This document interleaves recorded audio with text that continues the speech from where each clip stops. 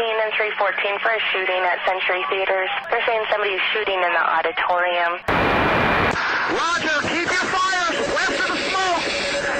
You're cleared hot. An officer hit. Send me the world. Don't go over that fence. Don't go over that fence. Grab the shotgun again. Welcome to Tactical Tangents.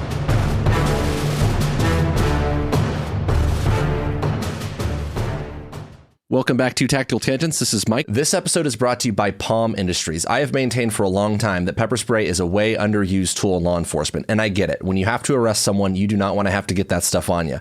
But in personal defense or concealed carry scenarios, you want to create standoff and increase the distance, not go hands-on. I can tell you hundreds of stories about confrontations I have been involved with in real life that were resolved with some form of less lethal long before a gun would have been an option. Why not carry some in your pocket? Palm pepper spray is small, easy to carry, and it's effective. If you need something in between harsh words and a gun, this is a $12 solution. It's available on Amazon, makes a great gift. Go check them out at palmpepperspray.com. That's palm, P-O-M, pepperspray.com. And this is Jim. This episode is also brought to you by Manisex. We've talked a lot about the tactical fantasy on this podcast, and one of the quickest ways to break your tactical fantasies and actually improve your performance is by getting real feedback. One of the ways you can do that is with Manisex. You're not going to get better at shooting on your own. You need practice, data, and coaching. And you need to make the most of your ammo with good live and dry fire training. Manus is a family of training devices that tracks you while you train. It times and tracks everything you do in a drill and coaches you as you go. It is indispensable to taking your shooting to the next level. Go find them on manisex.com. So it's about time we do a little more specific of a topic and talk about pistol optics or red dot sights on handguns. And I think this is a really good topic because there are still, apparently, in 2024, some haters out there who feel like there's some technological reason, or I don't know, maybe they're just stuck in their ways or they're old school or whatever. My grandpa's 1911 didn't have no sissy red dot sight on it. It won two world wars. Yeah, like whatever. Yep.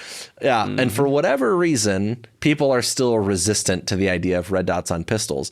And what prompted this actually is, it turns out, Jim, you've been trying to transition a little bit to a red dot and coming up with some of the common challenges that we face, right? Is that accurate? Yeah, I recently bought a SIG, their M18 or their 320 compact, and it came with a cutout for a red dot sight. I'm like, well, hell, I should probably put my money where my mouth is and learn how to do that. You got to fill it, right? Yeah, checks. So to speak. So I went on the Googles and tried to find what the good red dot sight is, and this is a Leopold red dot sight. So Delta Point Pro, probably? Yeah, I think so. And so I attached it to the top of my gun. I took it out to my range, started blasting, and I'm like, wow, I suck at this. This is amazing. This dot sucks. Yeah. These sights must be off, right? Clearly the equipment's the problem. Yeah. Right? And so I was telling Mike about this. I'm like, dude, my sights are off. I don't like this. Yeah. And he's like, maybe you should learn how to use it. I'm like, but what if I just bought another gun? And so here we are. So tell me about attaching it to the gun. So your gun came cut for the optic. And correct. Did you use Loctite when you attached it? I don't remember. If we're being honest. Loctite it. Yeah. And did you torque it down with like a torque wrench to a spec? I did not torque it to a spec, and I should have. Yeah. In fact, that brings up, I guess, question number one. Is this something people can do in-house, or should you take the gun to like an armor or a gunsmith to get it installed? So the short answer is if you're not sure, then definitely just take it to someone. And anyone that is going to like mill your gun, I don't want to say anyone that would sell you the red dot, but if you're going to get a gun like cut for it, then they should be able to do it. But in terms of actually getting it installed, it's not that hard, right? But you do need a torque wrench. And so you can get a decent enough firearm specific torque wrench for about $50, I would say.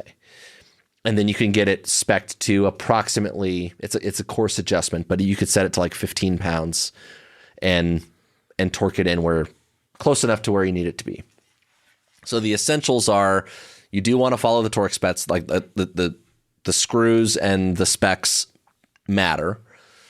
It's not a perfect exact science, but you generally want to follow it. And if you do, you won't run into a lot of reliability issues. It will be pretty consistent. And you do want to Loctite the screws, for sure. Yeah, I would offer if you cross-thread it enough, that's basically Loctite. Yeah, as long as you don't ever want to get it off and put it back on again, it'll be fine. So I want to talk generally about some advantages and disadvantages, and then I want to get into some of the challenges that Jim has faced with learning a red dot. There are a lot of advantages of putting a pistol-mounted optic on your gun. It looks cool. It's something you have at the range that the guy next to you may not have. And it's 2024, and frankly, it's the way of the present. I'm not even going to say the future anymore. In 2019, I would have said the future. But at this point, like, putting a pistol-mounted optic on is pretty status quo. So I want to jump in on that, right? Because I am old school. I'm literally old at this point, and I have distinct memories of early versions of red dot sights, and they did suck. They did break, and they were a problem. And so a lot of organizations tried them, decided they didn't like them, it wasn't worth the effort, got rid of them. Also, it was tough to find accessories. For example, a holster that was built to fit it, right? And you had to go in and like Dremel out the holster for it, that kind of thing. And it was often just determined by, especially organizations, as like more trouble than it's worth. And so Mike keeps saying like, hey, it's 2024. Hey, get with the program. I would offer to anyone who is skeptical at this point, understand that a lot has changed since 2004. And that was 20 years ago. Turns out, yeah. Not a math guy, but like... Yeah. Yeah. Like... So the first generation, second even generation of anything is going to come with some adjustments and some learning and some engineering flaws and all of those things. Like, at the end of the day, you just don't have the data. Right? Like, you come out with something and you're like, this seems like a good idea. Like, it seemed like a good idea at the time. Let's put optics are cool on rifles. Let's put it on a handgun. It's tiny. What can go wrong? Why not a heads-up display like what the jet fighters have, right? And so, of course, there was definitely some adjustment and some tweaking over the years. But at the rate that technology moves nowadays, I'm sure you can imagine that people figured shit out pretty quick. And are they flawless? Like, of course there's still problems, right? Like, anything is going to come up with issues. But the thing is like, we run into regular pistols with iron sights that have issues too. So we have to look past some of that and see it in the context of the bigger picture. So speaking of that, like typical questions, right? Like, what if it fogs? What if it cracks? What if I drop it? And like, anytime I add technology to anything, I'm inducing potential for failure, right? So like, just putting it out on the table, what if it fogs up? You can put a product like cat crap or an anti-fog material, Rain-X, something like that. You can put that on the glass itself to prevent it from fogging up. Generally speaking, I have not experienced much issue with that, like with if you put clear glasses on and you go outside and your body's putting off heat, right? And then the outside air is a different temperature, and there's that delta, that difference that like creates the fog, right? The misting on the glass. With the pistol, like, I have not experienced that ever being an issue in the environments that I shoot in. Doesn't mean that it couldn't be a factor. However, you can mitigate that with some of those like lens treatments. That being said, one of the things that we're going to talk about, and I'm going to come back to it because it's part of a list, is that the way most people's eyes work, and I have a lazy eye, so it doesn't actually work for me in particular, but the way most people's eyes work is you see the dot through one eye and the target through the other, and you essentially transpose it. So one of the big tricks to learning how to shoot a red dot is to put tape over the front of the lens on your red dot. So when you shoot the gun, if you were looking through the optic, through the sight, all you would see is a dot on a piece of masking tape, basically. So you want it fogged up? Well, no. However, it can help the learning curve, right? Okay. And all right. One of the lessons in all of this, which we'll come back to, is you want to stay focused on the target. And if you focus on the target, your eyes will transpose the dot over the target regardless. And in fact, if you look at the first generation red dot sights on carbines, like the Vietnam era aim points, right? On like the old school, I mean, this is like, you'll actually notice that if you look through that tube, it's an occluded sight. You can't look through the tube and see a dot, right? It actually requires you to keep both eyes open. And if you stay target focused and you bring the dot up to your eyes will transpose the dot over what you're seeing with your other eye. So really like the fogging up thing becomes a non-issue if your eyes work correctly. Now, it just so happens, ironically, that does not work for me. If I put tape over the front of my sight, it doesn't work. But in every class that I've both taught and gone through related to pistol mounted optics, I was the only one that was an issue for. And it just does not work for me. So if I have a fogged up optic, it could become a problem, right? Like, okay. Could be. But so far I've not experienced that. So those are some of the criticisms, right? What if it gets shattered? What if it gets fogged up? What if it this? What if it that? Right? What if there's an EMP and the battery dies? Yeah. One of the things that I would offer on this is that here in 2024, find me, like, no military in the world is using a pistol as their primary weapon. Find me a rifle, a carbine, that doesn't potentially have the same issues. One of those can get shot out and have broken glass, and that emitter can get obstructed and any number of things. Is it possible? Yeah, it's possible. But the odds are pretty low for the most part, right?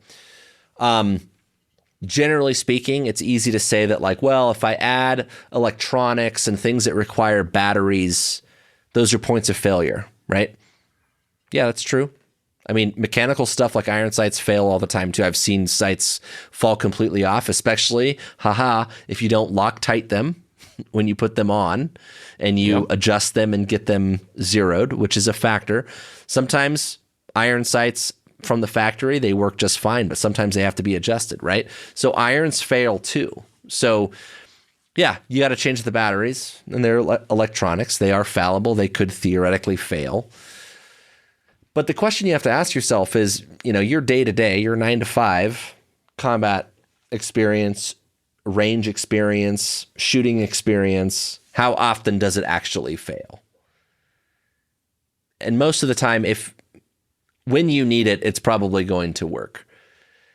And at the end of the day, most people that are shooting a pistol-mounted optic have backup iron sights, and those still work just fine. Typically, the only difference about backup iron sights compared to a red dot or a pistol-mounted optic is they're taller, so there's a little bit of an offset issue. And before anyone gets at me about the offset, height over bore issue with optics, we are talking like an inch, maybe less, 0.7, 0.8 inches. It's a pistol, guys. I'm trying to make a dick joke. Oh, but it's a pistol, right? Like, yeah. Anything you're shooting with a pistol, like plus or minus an inch, come on, it's going to be fine. So there's that. Other points of failure. So we talked about the screws and the torque specs stuff, right? Yeah. A lot of these optics, or a lot of the pistols nowadays, come with a cut on the factory slide that require some like mounting plate. And generally speaking, if you can direct mount an optic to a pistol, that's preferred for a lot of reasons. One, it sits a little bit lower, but two, it eliminates another piece of hardware, and every piece of hardware is a point of failure. So anything that like involves those mounting plates, If you can avoid it, great. It doesn't mean they won't work. It's just another thing that you have to kind of like maintain, check the torque on, that sort of thing. We talked about the block window glass issues. There's also emitter issues. You can get some of the optics, especially the older ones, the closed emitter, in other words, where the little like laser points at the glass. Some of the older optics, that's like an exposed little emitter, right? And you can get like dirt and dust and stuff in there that can blur it up. The way of the future, I think, is the closed emitters. Most of the newer optics have a closed emitter. But even with the ones that are open, it's usually not a factor. It's close enough. So how fragile is this thing? Like, am I going to crack it if I drop it? Yeah, I mean, it's possible that like you definitely don't want to drop it, right? It is an instrument. Yeah, don't drop your gun. You can say, like, right? Go out of your way not to drop your gun. Yeah. I think that's the big thing. And if you do, you're probably going to mess up other things on the gun too. Well, and so about that though is like the reputable optics out there can withstand being dropped a few times, and it's going to be fine. If it takes a significant fall, like would I check the zero? Yeah, I would still check it because I trust my life with that thing. So like I'd want to make sure. But what I've experienced is like I run gear pretty hard at work, and I've dropped stuff, I've taken falls, I've done all kinds of things, and I'll go shoot it again, and like, will it need a zero adjustment here or there? Yeah, but we're talking, I mean, I'm shooting like a 6.5 or 8 inch circle at 10, 15, 25 yards, and I might make a little bit of an adjustment, but I'm still shooting headshots at 25 yards, which a lot of pistol shooters would struggle with iron sights anyway, right? So that kind of leads us into some of the advantages of a pistol-mounted optic. The primary number one advantage in my eyes about a pistol-mounted optic is that it eliminates having several different focal points. So if you think about watching a target and then drawing your pistol and having to switch from your focus from your target. Picture, sight alignment, right? Right, like from your target down to your front sight and having a blurry target in the background. Like that's not a natural thing. If something is threatening to kill you, your brain is going to key in on that, right? And one of the advantages of a pistol-mounted optic is you stay target or threat focused. That is so front sight, by God, front sight is not red dot, by God, red dot. Correct. Right? It's you stay target focused and you bring the dot to your eyes, right? And you transpose the dot over your target without ever losing focus on whatever you need to shoot. That's the primary benefit, is you eliminate that whole like focal plane shift thing. Related to that is if you talk to people that have actually been in a lot of shootings with pistols and you ask them like, hey, did you actually like see your front sight and like process all that? A lot of them will either say no or I don't remember. That's telling, right? It's like we say like to ignore your target, have a blurry target and go to your front sight. But people that have been in these lethal force encounters are like, yeah, I don't remember actually doing that. Maybe I did subconsciously. It's possible, right? But the red dot eliminates that. You're intended to stay target focused. And specifically in a use of force context, one of the things that allows me to do is see things that change. Maybe the guy drops the knife or drops the gun, puts his hands up. Maybe he moves. Maybe the hostage moves. If I stay target or threat focused, it lets me detect those changes and adapt accordingly because I don't have to shift my focus, right? So it's a more natural way to shoot. The other thing is the simplicity of it, right? If I'm focusing on my front sight, I'm trying to align that with my rear sights and impose that over a blurry target. That's a lot to think about. Just cognitively, that load, there's a lot going on, right? Where if I'm just like, hey, that dot right there, you see the dot? You put the dot where you want the bullet to go. Put the thing on the thing. Yeah. Yeah. It's a lot simpler. And it makes it a lot easier to teach fundamentals to new shooters. Like absolutely. It makes teaching new shooters easy. But even if you apply that to the context of just decision making in general, like I'm trying to talk to this guy at the same time I'm making use of force decisions. I'm trying to like look at my backdrop. I'm trying to look at my angles. I'm trying to look at all these other things. At the point that I have to pull the trigger, if all I have to do is like dot trigger, it simplifies things, right? It's just reduced cognitive load. It gives that brain power somewhere else to go. One of the other advantages that I like is the dot is kind of like that philosophy you've probably heard in the movies, the movie The Patriot, like aim small, miss small. It's a finer point of aim. And especially if you stay front sight focused, which there's a whole discussion about like, do you need to have like a hard focus on your front sight or can you have a soft focus? That requires some practice and stuff. Separate discussion. But even if you look at the size of your front sight, that's a large aiming point. It's a coarse aiming point compared to that finer dot, right? And so one of the things that comes up is when people are shooting with a pistol mounted optic, they feel like their sights are moving around a lot more. Oh yeah. The thing is, your sights were moving that much with iron sights anyway. You just don't see it. Right. So if you're trying to like call the shot, like if you let a shot break and you're off to one side or the other, you're high, you're low, you're, whatever, right? You can call the shot better because at the point the shot broke exactly where the dot was. It's a finer point of aim. And you have to kind of get out of that like mental part of it where like, I feel like I'm moving too much. Well, that's a you thing, right? Because your gun was moving regardless. The optic is just showing you that your front sight is too coarse of an aiming point to see it. So in terms of accuracy, you can see with like a little bit more fidelity what you're pointing the gun at, right? And how you can time or call your shots. So with that is you also get feedback from the pistol mounted optic that you don't usually get shooting the pistol. And there's a lot of people who have reported, and I haven't shot much iron sights since switching, but some people have reported that they shot with a red dot for a while and they went back to irons and they actually shot better. And it's because during the movement of the gun, you can actually see watching the red dot, you can see the way the gun moves and you get feedback that you didn't get before. Or if so it's a little bit like putting a laser on a gun, right? And you can see the laser bouncing around. Right. It's literally, that's what's happening, right? There's a laser inside the red dot sight. That's what produces the red dot.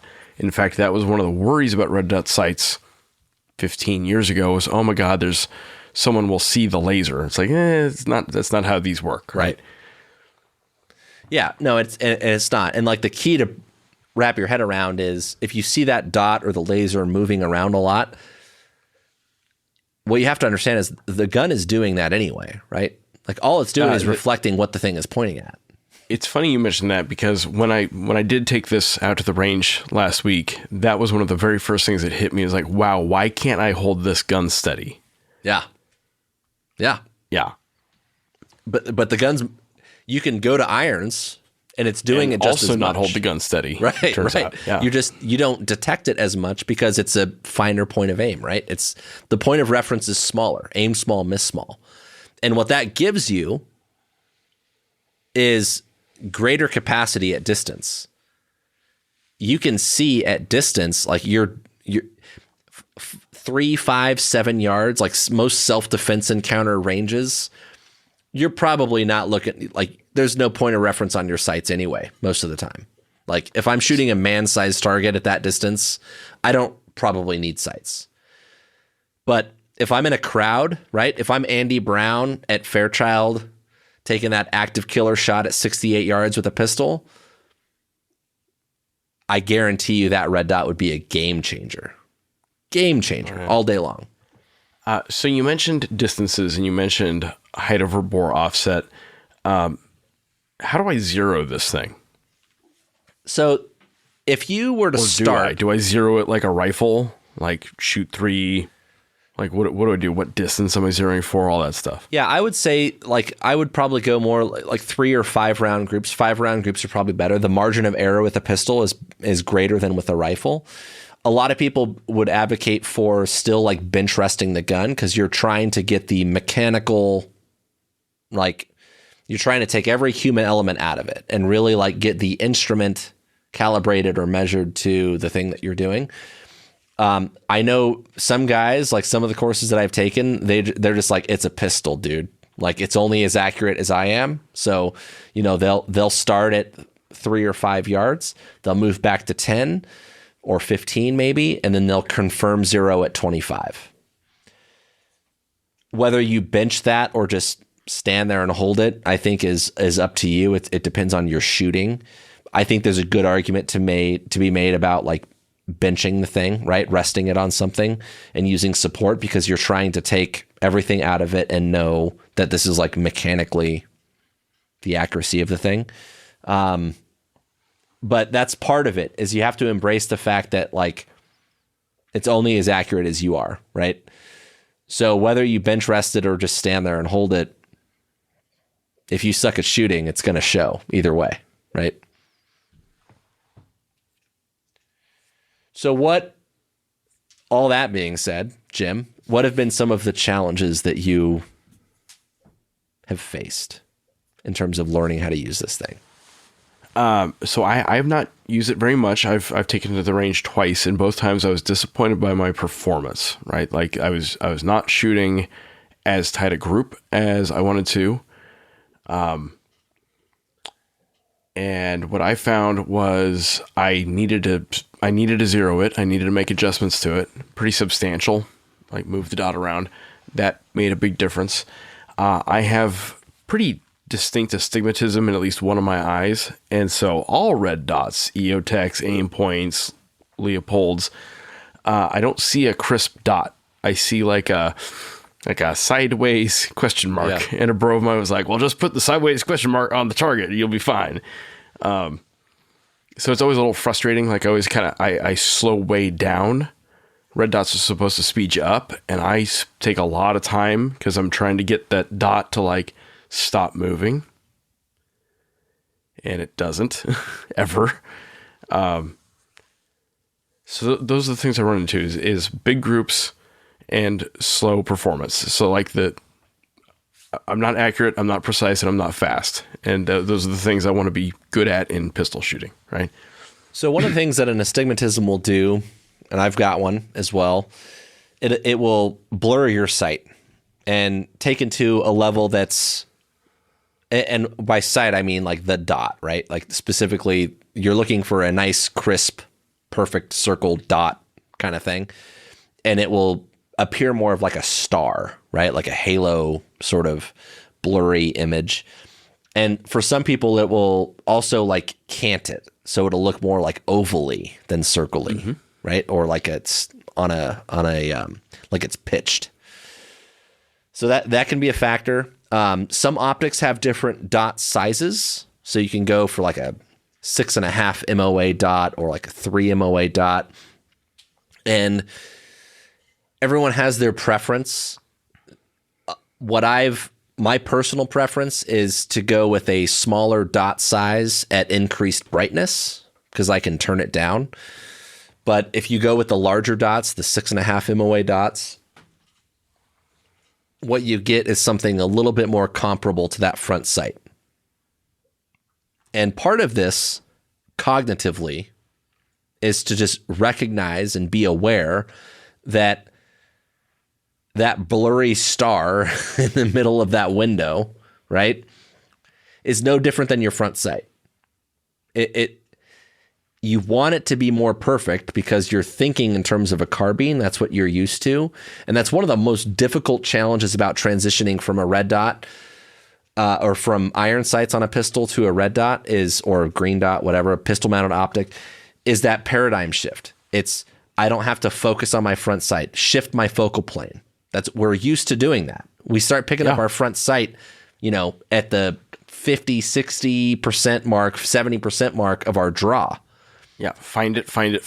So you find your front sight, and that's what you're focused on, right? And like ignoring that and being like, hey, like that dot's blurry, so now I'm starting to really look at the dot, and I'm used to that real crisp, clear front sight picture focus. Mm-hmm.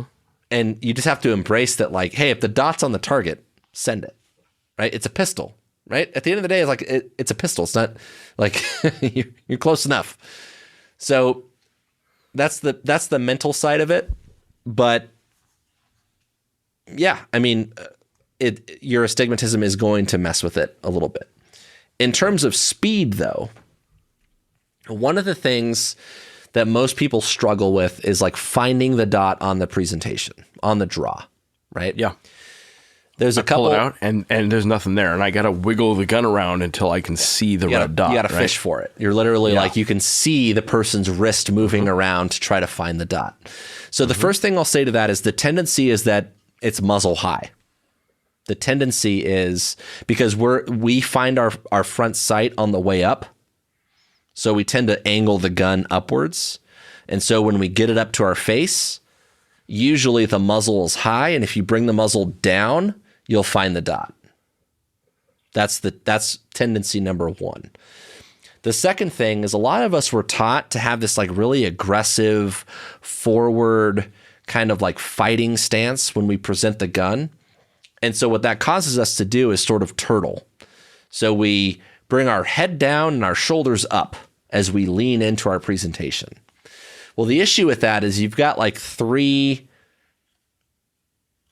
objects kind of that you're trying to line up in space, right? Dimensionally.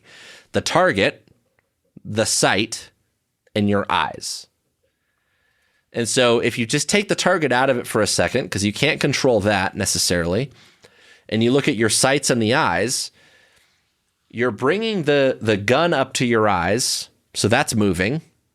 And then also you're hunching your shoulders and your head, so that's moving. So you're trying to line two moving targets up at the same time, right? So the trick to that is stop moving your head and your shoulders. Bring the gun up to your eyes. And you can do this with either a coach or someone watching you, or you can record yourself. But this is something you can fix in dry fire. Keep your head and your shoulders as still as you can as you bring the gun up to your eyes and focus on just that, right? Just the presentation of the gun itself, and eliminate one of those moving targets or one of those moving variables. That's one thing. The other big one is to stay target focused. So again, we're used to transitioning our focus down to our gun, right? Middle of the draw. And what that causes us to do when we switch to a red dot is we go from looking at the target to looking at the optic and looking through the optic and focusing on the dot. When what we want to do is stay focused on the target and bring the dot up to our eyes and transpose it over the target, just like you would with a pistol, or with a rifle.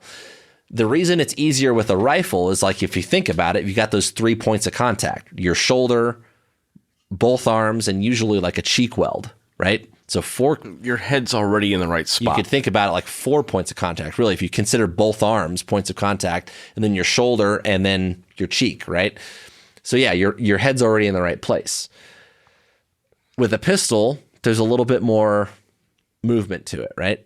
So if you focus more on transposing the dot over your target, stay target focused, that will help a lot. One of the best ways that you can do that, I mentioned this earlier, is to put some masking tape over the front of your optic.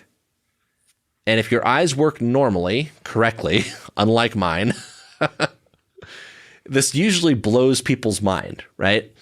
Is like you can put some masking tape over the front of the optic so you can still see the dot from your end, but you have to stay target focused to transpose the dot over your target. And when I describe it in an audio format like this, you're probably thinking like, how the fuck? Try it. Try fire. But I guarantee you, if you try it, you'll be like, holy shit, that's weird. I can actually see it. And the reason we know that that's true is the first red dot optics, like the first aim point back in the day, I'm telling you, that's like Vietnam era, was designed this way. But it relies on that binocular vision, which I happen to not have, but most humans do. So Mike's got an eye in the back of his head. It's very complicated. yeah, I can see around corners and shit. So that's one way to learn that and condition that. Stay target focused is put some tape over it.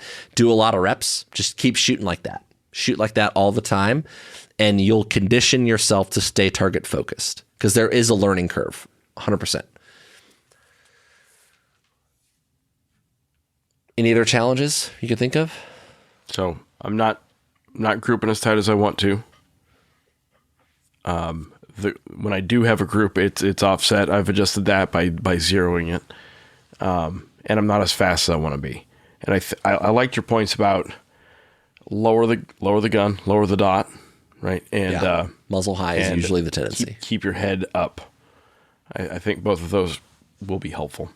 Yeah, the presentation, that's the one thing about pistol mounted optics, because you don't have that. I mean, it's a fixed point, right? Really, the dot itself is a fixed point, but it's not like a front sight that you can find easily. And one of the things is if you're fishing for the red dot, like I say, the tendency is muzzle high, bring the muzzle down. Usually you'll find it. One of the things you have to kind of train and condition yourself to do is if you're not finding the dot, then like fuck the dot, go to your backup irons. And if you make that switch, usually what will happen is you'll find your irons and the dot will be there. As soon as you find your irons, there's the dot, right? So you have to just be willing to throw the dot out the window and know that you have backup iron sights.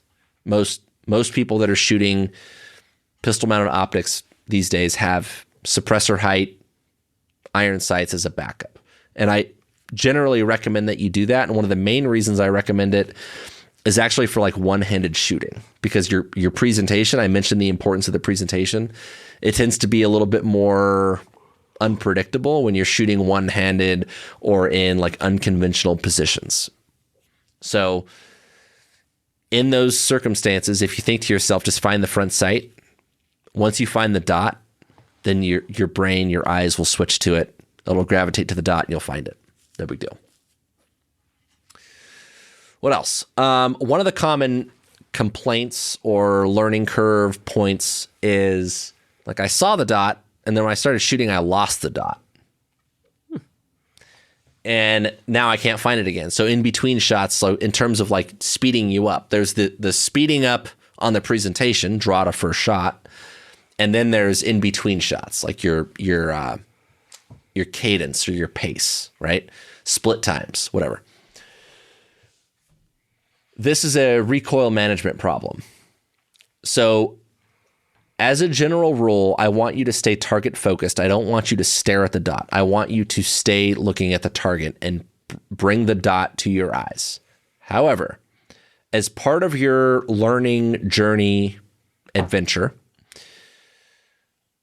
you should do some shooting where you actually focus on what the dot is doing on your shots, and you'll see the way the gun moves.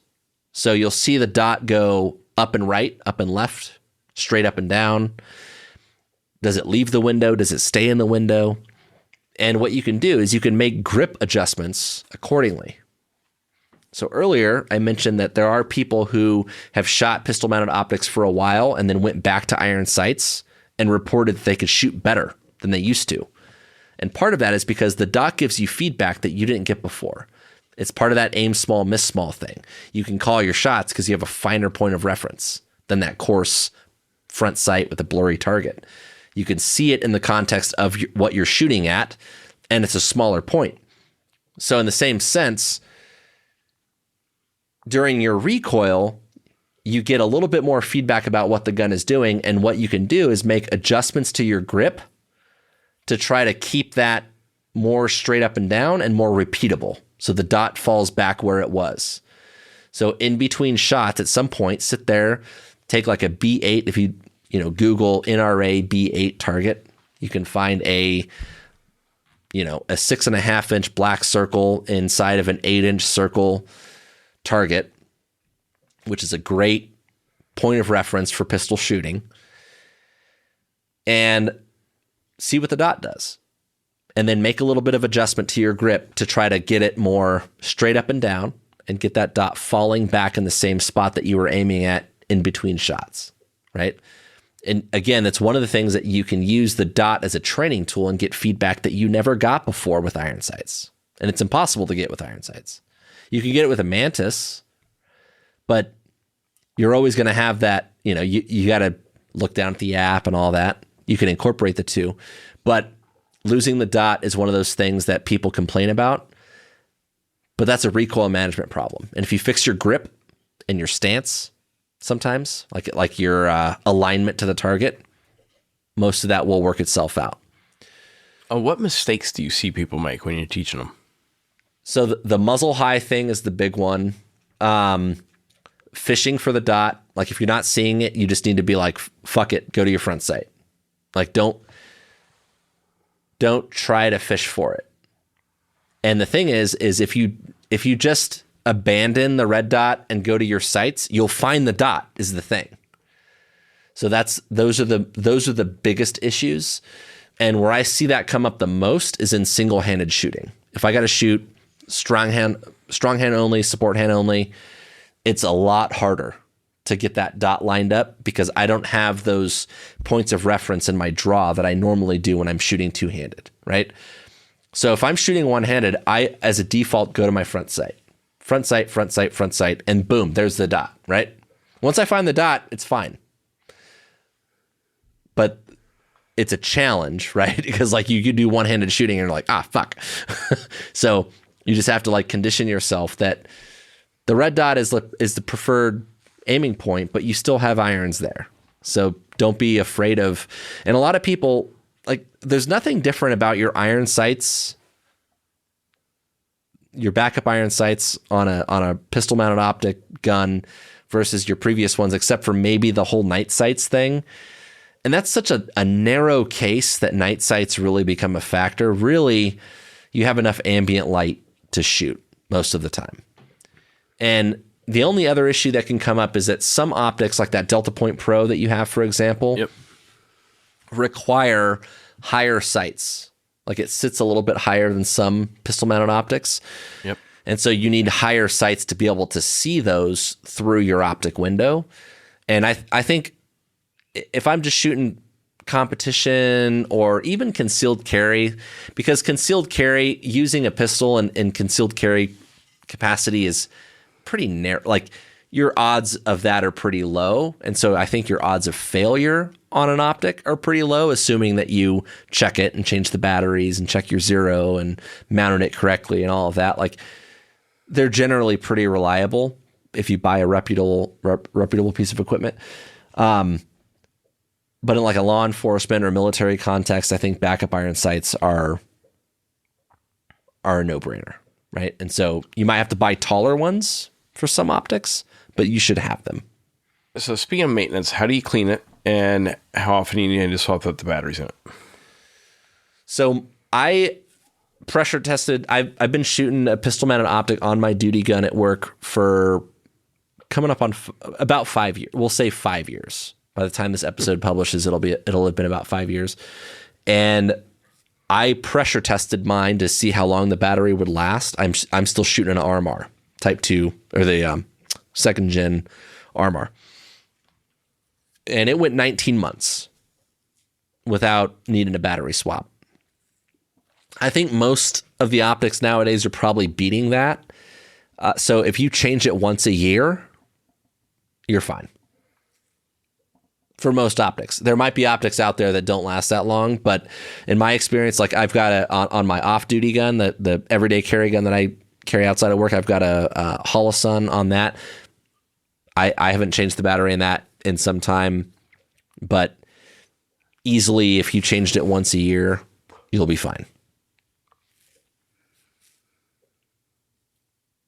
What else you got, Jim? So I'm trying to think of some analogy or metaphor, whatever, of like hearing how you explain it. It makes it sound like in a lot of ways it's easier to teach a noob how to shoot this than to teach someone who has years or decades of memory and automaticity for traditional sights. 100% true. That has been my experience teaching recruits versus like SWAT guys, for example. And I think there is a lesson there. Yeah. Right? Teaching old dogs new tricks, and change is hard, and why change is hard. I think there's something philosophical in there. And I don't necessarily have a big conclusion about that, but I think that's worth pointing out. Yeah. So what I would point out on that is people are resistant to change a lot of times. And I remember, without naming names, there were a handful of people that were like, why would I why would I put this thing on my pistol? Because like I shoot just fine, like blah, blah, blah. And then they tried it and they were frustrated because there's a learning curve. There absolutely is a learning curve. It's a whole paradigm shift in the way you shoot a pistol. 100%. But once they got used to it, they're like, dude, this is a game changer. I would never go back. It's like, oh, weird. Right? And so there's that investment up front, I think, that you have to like embrace and understand that, like, especially if you look at like a new shooter, if I was teaching someone that has never shot before and they're starting with that, and some people in that old school sense, they're just like, well, it's like a rite of passage. It's like, yeah, that's stupid. I distinctly remember when the Marine Corps went to ACOGs on their rifles, and people were like, oh, iron sight's just fine. And, 2 world wars. And the Marine Corps rifle instructors were like, no, you shoot better with an ACOG. Use the damn ACOG. Yeah. And it was a culture change for an entire branch of service to go toward that. And very similarly, I've watched the gun community slowly come around to it. Part of it is the systems got better, right? The red dots got better. Yeah. I'm also interested by the interplay between the defense community, like the military types, the tier fun operators or whatever, and the law enforcement community and the concealed carry community and the competition community. Yeah. And there's this counterculture about like, oh, competition, that's not real man's fighting. It's like, great, wonderful, but they were the ones that figured a lot of this stuff out 15, 20, 30 years ago with red dots. Not only that, but and if you talk to like a lot of those high-end tier fun whatever guys, one, they go compete. Yeah. and do well, right? But two, they associate with those communities for a reason because they're some of the best shooters in the world. So that is the exchange of ideas from one community to the other, and the testing from one community to the other. And maybe it works real well in competition, but if we did this, it would work real well even overseas. Sure, right? and there is certainly some room to be like, well, there are things that carry over and things that don't in terms of durability and just consequences. Like the cost of failure is a lot bigger in real life than it is in competition. But at the same time, those guys that are doing this competitively, especially the ones that are doing it, like when I say professionally, I mean they're making a living off of it. Like, yeah, they're a professional shooter. They might not be a war fighter or a police officer, but they're making a living off of how well they shoot. Like there's still money on the line for this thing working as intended. Yeah. And to like stand up to some durability and some wear and tear and abuse and all of that. So it's not a good argument, I don't think. No, I would say it's not even really an argument. It's just kind of interesting to see that interplay. Well, for some people, I think it is an argument, right? Like people will die on that hill, and they're like, all right. Like a lot of the advances in car safety come from like racing and NASCAR, seat belts, crumple zones, all that stuff, and this is one of the neater areas where competition expertise change tactics. Yeah. And therefore the equipment. Yeah. So I think in terms of kind of going back to like the point about teaching a new shooter versus transitioning an old shooter. Yeah. The learning curve is substantial because there's a whole paradigm shift, like just mentally of what you've always done with a pistol versus what you're going to do now. And so it does take a requirement like up front, like a commitment up front of, I'm going to have to put some time and effort into this. And there are drills that you can use to build into that. Like you can you can do a lot of shooting drills that require more presenting the gun, because that's one of the things that you need, that consistency of presenting the gun. So a lot of this you can figure out, you'd say, in dry fire. Well, that's where I was leading is, so I can do shooting drills on a range during like a transition course where I just force it, right? Like target transitions, I'm going to force you to present the gun. Doing a reload, there's presentations in the gun on the reload. Draw to first shot, there's presentation involved in that. So there is a substantial learning curve up front, and then the other side of it is the frequency and recency component. And I remember I went to like I don't know how long, it was a few days. I went to an instructor course for pistol red dots in 2019, I think. And I went to this course and I qualified it. I was part of like the T&E committee, right? Like I was on the small group of people that was going to like test and evaluate this for the agency and for SWAT. And I went to like this couple day course and like, all right, you're qualified with the red dot, like go nuts. And I was like, I don't feel comfortable at all. And I'm carrying this thing at work, right? Like where like my odds of using it are reasonable. So I was out at the range once or twice a week for a month or two and dry firing all the time, every day, like just about at least every work day, dry firing a bunch to get to that point where I was like, all right, I feel like I'm consistent with this. And to this day, like there are still days that I have where I go and I draw the gun and I just like fluster a little bit. I'm like, oh fuck. and I fish for it, right? And I front sight. There it is. Right? To this day, that still happens. But there's that frequency and recency component. And I think we could talk all day long about the benefits of dry fire. And we already obviously endorse like Mantis, and I think dry fire is a big thing that if people do more of, they would shoot better fundamentally to begin with. But especially if you find yourself in a situation where you're trying to like switch from iron sights to a pistol mounted optic, dry fire can solve 90 to 95% of the problem. The only thing you can't really do in dry fire is that recoil management stuff that I was telling you about. And if your recoil management's good, it shouldn't really be a factor. The difference is the optic gives you the ability to train that better than you ever could have before, unless you had a Mantis. And it's because you get that fine point of aim that you can see what the dot does in between shots. You never got that before with iron sights. You never got that. One question. You mentioned your fucked up eyes. I mentioned my fucked up eyes. Do you see anything with like eye dominance being a factor with these?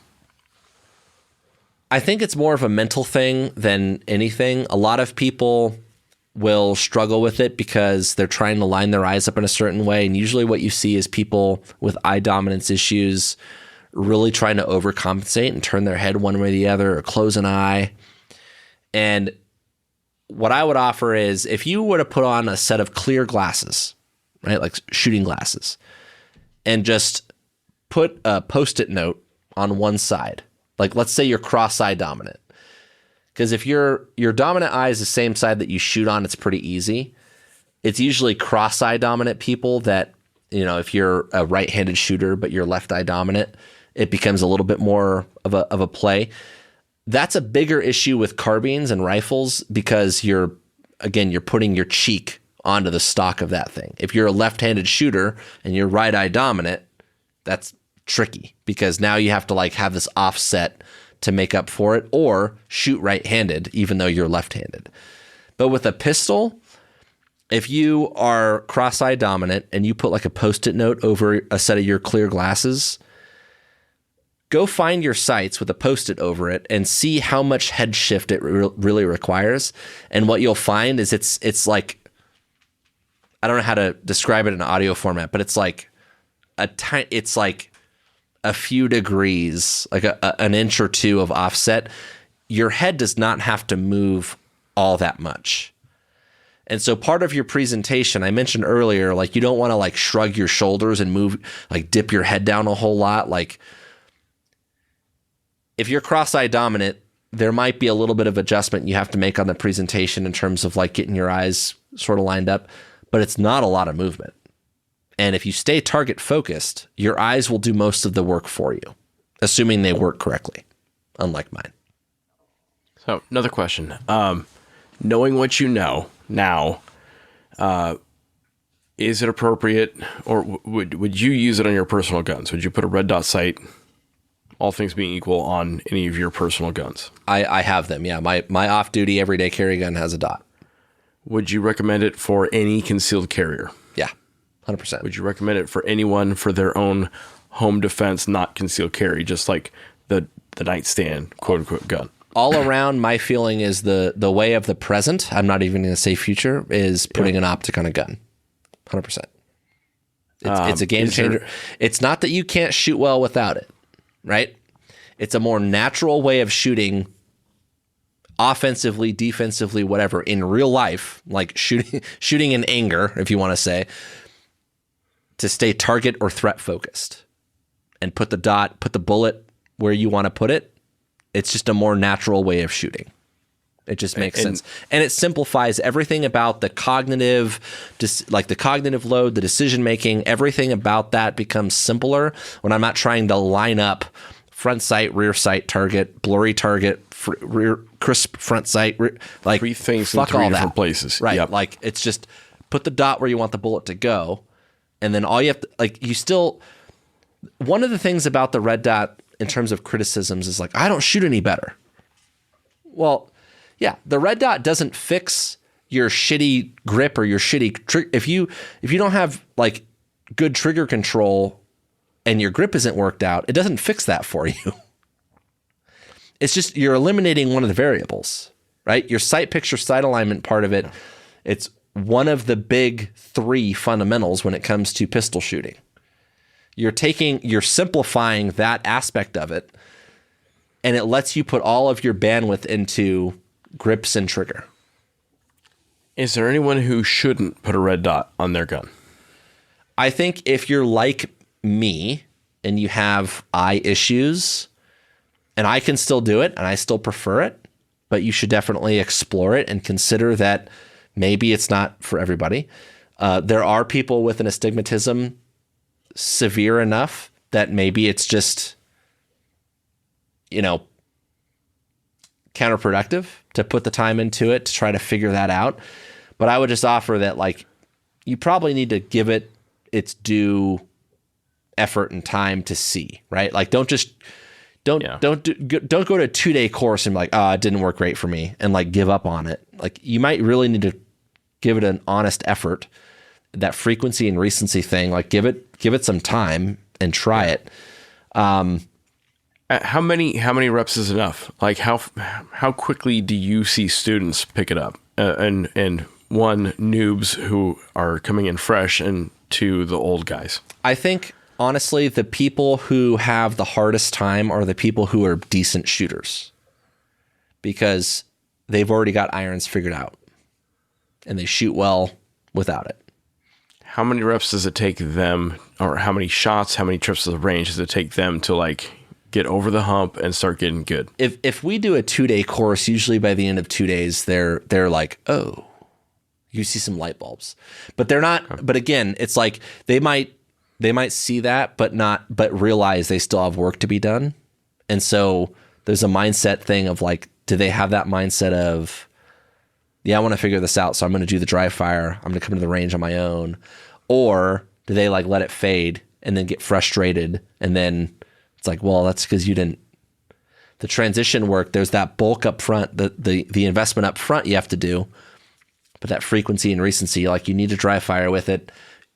Keep going to the range, once a week, or do something, right? Like you have to get over that hump. And there are people who are just never going to do that, and they're good shooters to begin with, and that's fine. Iron sights, I've done hostage rescue scenarios with iron sights for a long time, and they're still perfectly doable. So if you're not going to put the work in, then that's fine. Like iron sights are fine. If I go to red dot, am I going to have a hard time shooting a traditional iron sight gun? Like, am I going to screw myself up by switching back and forth? My experience has been no. I admit that I have not done a ton of iron sight shooting since I switched, but I have done some. Like if I have some off-duty guns that I've taken out to the range, and I shoot them just fine. I've never really experienced an issue with it because I go to my front sight easily. And I also think there's some instructors out there. You can Google this. There's a lot of shit on YouTube, but there are people out there that challenge the idea that you have to stay super front sight focused. There are instructors that offer more of like a soft focus kind of mentality. I haven't messed around with a whole lot with that because I went to the red dot sight thing. So, I don't know that I can speak to that personally. I just know that a lot of people that I've spoken to who still shoot a lot of iron sight stuff will say that they shoot better now, having had the feedback that a red dot gives them, or a green dot, whatever, pistol mounted optic, that an iron sight just doesn't. I like it. So, there's one last thing that is a point of order, I guess you could say, when it comes to pistol mounted optics, and that has to do with low light settings. Okay. Generally not a factor.